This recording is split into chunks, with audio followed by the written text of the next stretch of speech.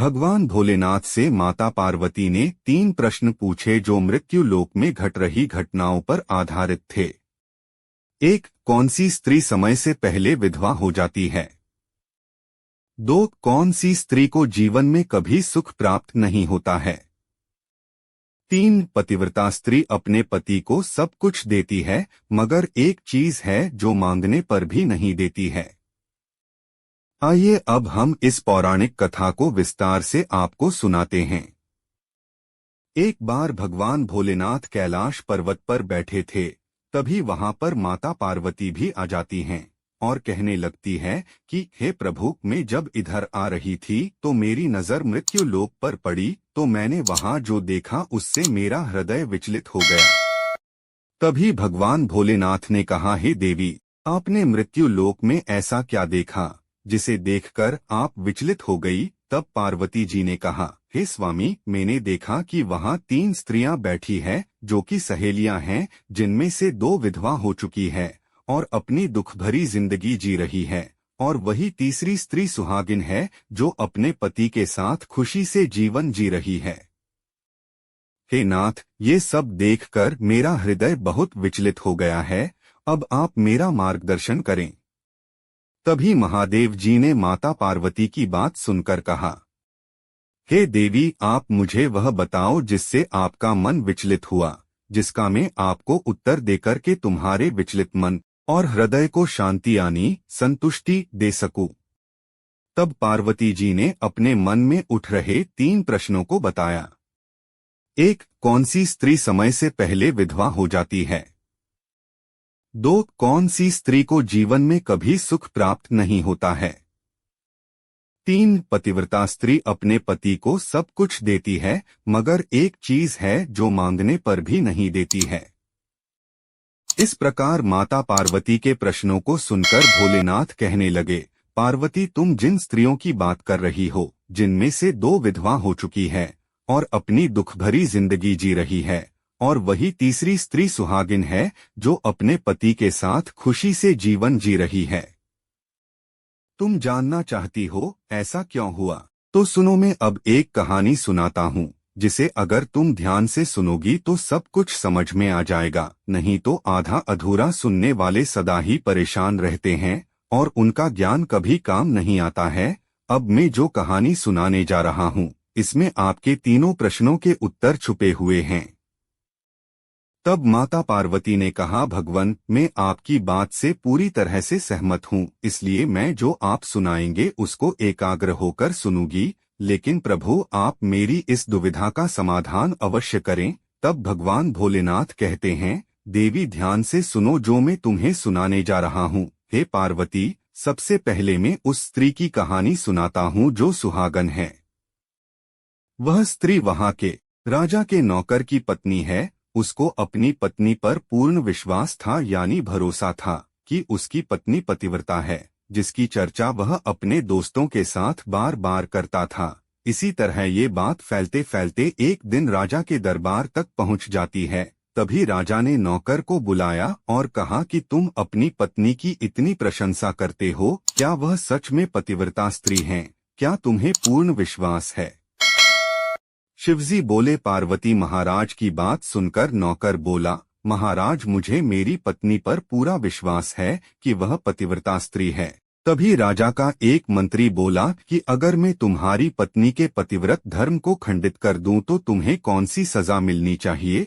तभी नौकर ने कहा कि अगर आपने मेरी पत्नी के पतिव्रत धर्म को खंडित कर दिया तो महाराज मुझे फांसी दे सकते हैं।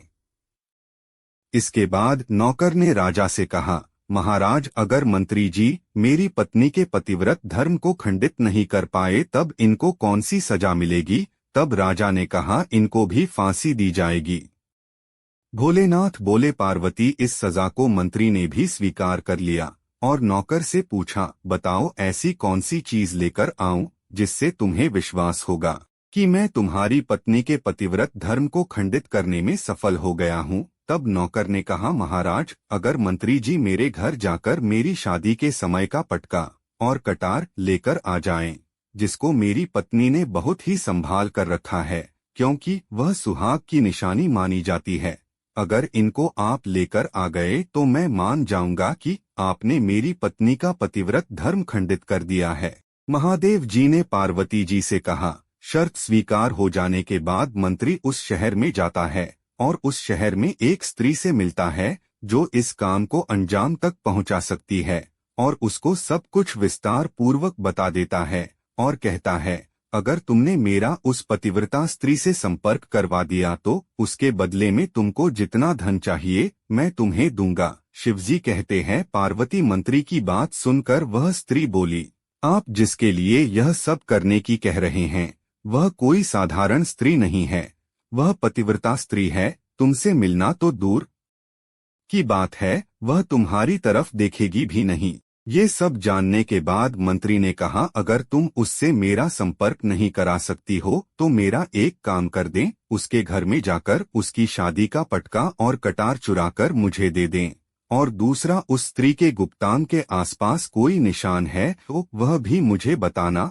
अगर तुमने मेरा इतना काम कर दिया तो मैं तुम्हें मुंह मांगा इनाम दूंगा। उसके बाद भगवान भोलेनाथ बोले, हे पार्वती, यह बात उस स्त्री को समझ में आ गई। फिर उसने कहा कि मैं आपका काम अवश्य करूंगी। पतिव्रता स्त्री का पति यानी उस राजा का नौकर शहर में रहता था। वह स्त्री उस नौकर के घर पर जाती है, उस पतिव्रता स्त्री के पास जाकर के बैठ जाती है और बात करने लगती है। तभी वह उसका नाम पता कहाँ से आई है सब पूछने लगती है। तब वह महिला बताती है कि मैं तेरे पति की बुआ लगती हूँ और मैं कई सालों बाद यहाँ आई हूँ। तब उस पतिव्रता स्त्री ने उसका बहुत आदर सत्कार किया और कहा, बुआ जी, मैंने आपको पहले कभी देखा नहीं इसलिए पहचान नहीं पाई। और उस पतिव्रता स्त्री को नहीं मालूम था कि यह महिला उसके साथ छल करने के लिए उसके पास आई है।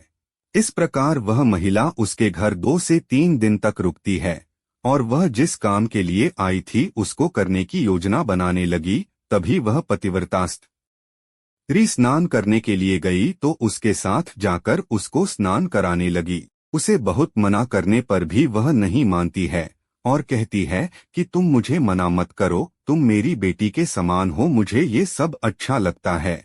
ये सब कहते कहते ही वह उसके मुंह पर हाथ फेरती है, फिर उसकी आंखों में पानी के छींटे मार देती है। इस कारण उस पतिव्रता स्त्री की आंख बंद हो जाती है। तभी मौके का फायदा उठाते हुए उस महिला ने पतिव्रता स्त्री के गुप्तांग के पास जांघ पर तिल के निशान को देख लिया। बस उसका काम बन गया। उधर स्नान करने के बाद जब वह पतिव्रता स्त्री खाना बनाने रसोई घर में गई तब उसको और मौका मिल गया। उसने वह पटका और कटार उस नौकर के यहाँ से चुरा लिया और उसके घर से चुपके से निकल गई। वहां जाकर उसने मंत्री को वह पटका और कटार दे दिया। उसके साथ साथ उसके गुप्तांग के पास कहाँ तिल का निशान है वह भी बता दिया। भगवान शिव कहते हैं, पार्वती, फिर उस पटका और कटार को लेकर मंत्री सीधा राजा के दरबार में पहुंच जाता है। राजा से जाकर कहता है, महाराज, मैंने नौकर की पत्नी के साथ 2 दिन बिताए और यह पटका और कटार उसी के हाथों से लेकर आया हूँ। फिर तो राजा ने दरबार लगाया और नौकर को बुलाया तथा मंत्री को पटका और कटार उस नौकर को दिखाने का आदेश दिया। राजा का आदेश मिलते ही मंत्री ने पटका और कटार नौकर को दिखाई और उसकी पत्नी की जांघ पर तिल का निशान भी बताया। ये सब देखने के बाद नौकर को वास्तव में विश्वास हो गया कि आज मेरी पत्नी ने अपना पतिव्रत धर्म खंडित करा लिया है। भोलेनाथ ने पार्वती जी से कहा, पार्वती, शर्त के अनुसार राजा ने नौकर को 15 दिन बाद फांसी देने का आदेश दे दिया। उसके बाद राजा ने नौकर से उसकी अंतिम इच्छा पूछी तो नौकर ने कहा कि वह अपनी पत्नी से अंतिम बार मिलना चाहता है। तब राजा ने नौकर को अपनी पत्नी से मिलने की अनुमति दे दी। उसके बाद नौकर अपने घर पर गया और अपनी पत्नी से बोला, तुमने मेरे साथ बहुत बड़ा धोखा किया है। मैंने तुम्हारे विश्वास पर राजा के सामने शर्त लगाई थी, कोई भी मेरी पत्नी के पतिव्रत धर्म को भंग नहीं करा सकता। अगर किसी ने ऐसा कर दिया तो मुझे फांसी पर चढ़ा दिया जाए। अब मुझे 15 दिन बाद फांसी हो जाएगी। मेरे साथ विश्वासघात करके तुमने सही नहीं किया। ये सब हो जाने के बाद उस पतिव्रता स्त्री ने अपने पति को वह सब कुछ बता दिया जो उसके साथ हुआ था। लेकिन उसे विश्वास नहीं हुआ और वह फिर वहां से राजा के दरबार में वापस लौट कर आ गया। राजा ने नौकर को कैद में डलवा दिया। भगवान शिव ने पार्वती जी से कहा कि हे देवी, उस नौकर की पत्नी ने परमात्मा को याद किया और अपना भेष बदलकर राजा के दरबार में पहुंच गई और राजा से नाच दिखाने की आज्ञा मांगी। राजा शौकीन मिजाज का था, तो उसने आदेश दिया कि सभी मंत्री और सिपाही नाच करवाने की पूरी व्यवस्था करें। सभी व्यवस्था हो जाने के बाद मंत्री, महामंत्री और राजा सभी दरबार में पहुंच गए और नाच शुरू करने का आदेश दे दिया। उस पतिव्रता स्त्री ने जब नाचना शुरू किया तो राजा को उसका नाच बहुत ही सुंदर लगा। तब राजा ने कहा, तुम मुझसे क्या मांगना चाहती हो? आज तुम जो भी मांगोगे वही मिलेगा। भोलेनाथ बोले कि पार्वती, उस नौकर की पत्नी ने राजा से कहा कि महाराज, आपके इस दरबार में मेरा चोर बैठा है। उसने मेरे पास जो अनमोल धरोहर थी उसको चुरा लिया है, मगर अभी तक उसने मुझे मेरी अनमोल धरोहर को वापस नहीं किया है। इसलिए महाराज, उसको फांसी की सजा दे दीजिए। अब राजा ने कहा, ठीक है, बताओ इस दरबार में तुम्हारा चोर कौन है, उसका नाम क्या है? मैं उसको फांसी की सजा अवश्य दूंगा। भगवान शिव कहते हैं, पार्वती, फिर उस पतिव्रता स्त्री ने कहा, महाराज, आपका मंत्री मेरा चोर है, आप इसको फांसी की सजा दे दीजिए। अब जैसे ही मंत्री ने सुना ये सुंदरी मुझे अपना चोर बता रही है, तो मंत्री बोला, महाराज, मैं कसम खाकर कहता हूँ कि मैंने कभी इसका कुछ नहीं चुराया है, और तो और महाराज, मैं इससे कभी मिला भी नहीं, तो इसकी चोरी कैसे कर सकता हूँ? मैंने आज से पहले इसकी शक्ल तक नहीं देखी। तभी वह पतिव्रता स्त्री बोली, महाराज, अगर इसने मुझे देखा तक नहीं, मुझे जानता तक नहीं, तो इसको पूछा जाए, यह पटका और कटार इसको कहाँ से मिली, अथवा इन्हें ये कहाँ से लेकर आया? महाराज, मैं उस नौकर की पतिव्रता स्त्री हूँ जो आपके यहाँ पर नौकरी करता है। आप मेरे निर्दोष पति को फांसी पर चढ़ाने वाले हैं, इसीलिए मुझे यहाँ आना पड़ा। अब मैं आपको पूरी कहानी सुनाती हूँ। महाराज, आपका मंत्री है जिसने मेरे पास अपनी किसी जानकार महिला को भेजा और उसने मेरे साथ छल से मेरी जांघ के तिल का पता लगाया। उसने ही यह पटका और कटार चुराकर इसको लाकर दे दी। तब राजा ने कहा, आपने उस महिला को अपने घर पर क्यों रखा था? तब उस पतिव्रता स्त्री ने सब कुछ ज्यों का त्यों बता दिया।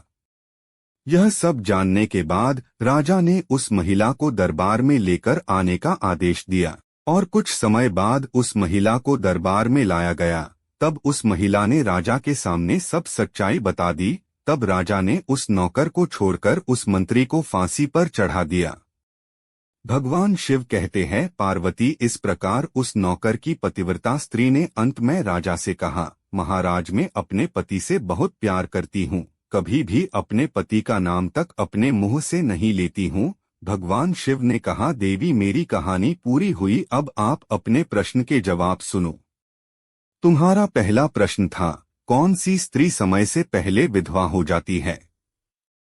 जो स्त्री अपने पति का नाम लेती है वह समय से पहले विधवा हो जाती है, क्योंकि पत्नी द्वारा पति का नाम लेने से पति की उम्र कम हो जाती है और समय से पहले उसके पति की मृत्यु हो जाती है। इसलिए पत्नी को पति का नाम अपने मुंह से कभी नहीं लेना चाहिए। हे देवी, आप जिन 3 स्त्रियों की बात कर रही थी वह यही 3 स्त्री हैं, जिनमें से 2 विधवा होकर दुखी होकर अपना जीवन यापन कर रही है अथवा दुखी है, दूसरी उस नौकर की पत्नी है जो पतिव्रता स्त्री है। अब दूसरा सवाल, कौन सी स्त्री को जीवन में कभी सुख प्राप्त नहीं होता है? पार्वती, जो स्त्री अपने पति का कहना नहीं मानती, बिना अनुमति के कहीं भी चली जाती है, जैसे कि तीर्थ स्थल पर सगे संबंधियों के यहाँ आदि, ऐसी स्त्री को कभी भी सुख नहीं मिलता है। और जो स्त्री हमेशा पति का नाम लेकर बुलाती है, उससे उसके पति की उम्र घट जाती है और उसकी समय से पहले ही मृत्यु हो जाती है, इसलिए ऐसी स्त्री को कभी सुख नहीं मिलता है। अब तीसरा और अंतिम सवाल, पतिव्रता स्त्री अपने पति को सब कुछ देती है, मगर एक चीज है जो मांगने पर भी नहीं देती है, वह चीज है गाली, क्योंकि एक पतिव्रता स्त्री कभी भी अपने पति के कहने पर भी गाली नहीं दे सकती है। इस प्रकार अपने प्रश्नों के जवाब सुनकर माता पार्वती बहुत खुश हुईं। और उन्होंने कहा है प्रभु, वास्तव में जो स्त्री चरित्रवान होती हैं वह कभी दुखी नहीं रहती है और उनके यहाँ सदा ही श्री लक्ष्मी जी वास करती है। उनके यहाँ पर कभी धन धान्य की कोई कमी नहीं होती है। ऐसी स्त्री घर को हमेशा हमेशा के लिए स्वर्ग बना देती है। दोस्तों, आपको हमारा ये वीडियो पसंद आया हो तो वीडियो को लाइक करें तथा कमेंट करके जरूर बताएं। हमारे चैनल @रामकेश94 को सब्सक्राइब करें, नोटिफिकेशन को ऑन कर ले जिससे हमारी वीडियो सबसे पहले आपके पास पहुंचे। धन्यवाद।